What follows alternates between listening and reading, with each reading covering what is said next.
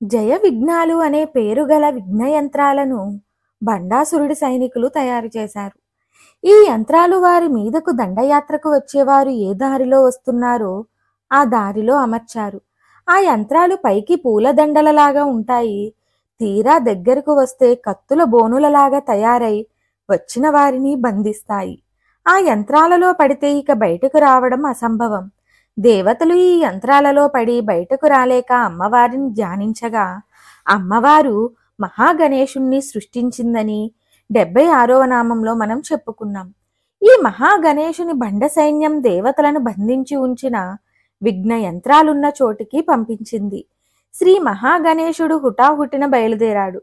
ఏ దేవతలు ఛేదించని ఆ యంత్రాలను శ్రీ మహాగణేశుడు తన దంతాలు తొండంతో చిన్నాభిన్నం చేసివేశాడు. మహాగణేశునిచే నిర్భిన్నం చేయబడిన విఘ్న యంత్రాలను చూసి అమ్మవారు చాలా సంతోషించిందని పై మంత్రానికి అర్థం.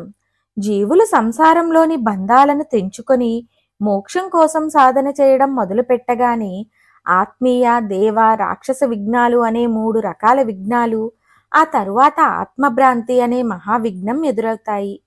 వీటి నుండి బయటపడడమే మోక్షం. ఉదాహరణకు ఉపవాసం చేయాలని ఒక వ్యక్తి అనుకోగానే ముందు ఇంటిలో వారు వద్దంటారు. అది ఆత్మీయ విఘ్నం. ఆపై దేవతలు రకరకాల ప్రసాదాలు పంపుతారు. అది దేవ విఘ్నం. ఇక బలాత్కారంగా ఉపవాసాలు మానిపించేవారు కొందరు. ఇది రాక్షస విఘ్నం. ఆపై చిన్న చిన్న శక్తులు రాగానే తాను నిజంగానే గొప్పవాడినైపోయాననే భ్రమ కలుగుతుంది.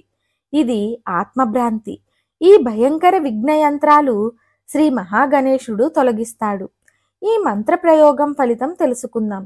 ఇల్లు కట్టడం ఆరంభించి ఇల్లు పూర్తవ్వక అప్పులు తట్టుకోలేక బాధపడేవారు 41 రోజులు శ్రీ మహాగణేశుని పటం ఎదురుగా పెట్టుకొని అటుకులు బెల్లం నివేదించి ఈ మంత్రాన్ని రోజూ 1008 సార్లు జపిస్తూ కలవలు, తామర పూలు, మందార పూలతో పూజిస్తే అప్పులు తీరి ఇల్లు కట్టుకోవడం పూర్తి చేసుకొని సుఖపడగలుగుతారు.